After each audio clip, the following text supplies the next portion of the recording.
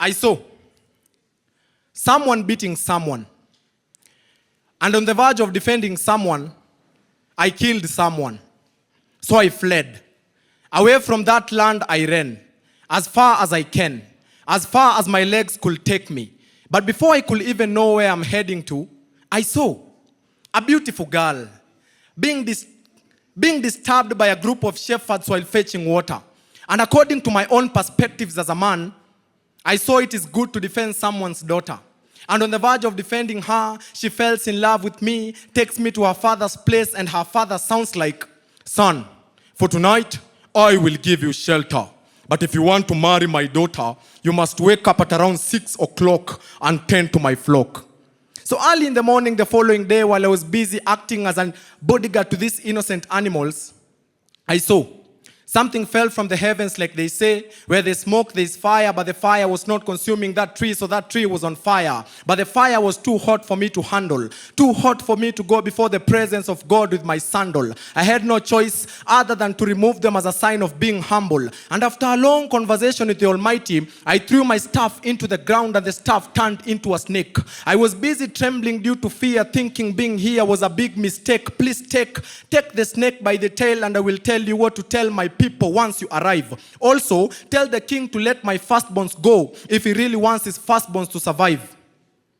So on the first day of my tour before the king's presence, I saw water turning into something thicker than it, blood. The following day, I woke up as usual, went to the Pharaoh's kingdom full of frogs, and from there I saw a sequence of plagues, from hail to boil, boil to soil, soil turning into locust, locust eating everything into sawdust. They not only sawdust, after the death of their animals came darkness for 3 days.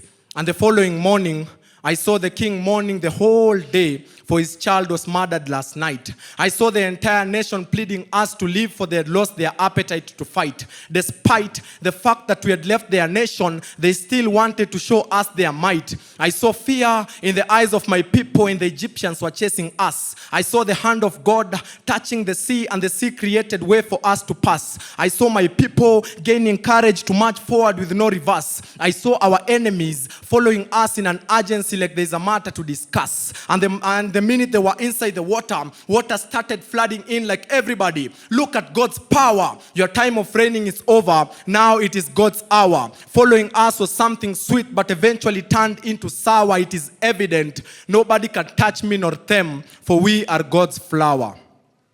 In the wilderness, when the people were hungry, I saw God feeding them with quails and manna in a manner I could have never imagined.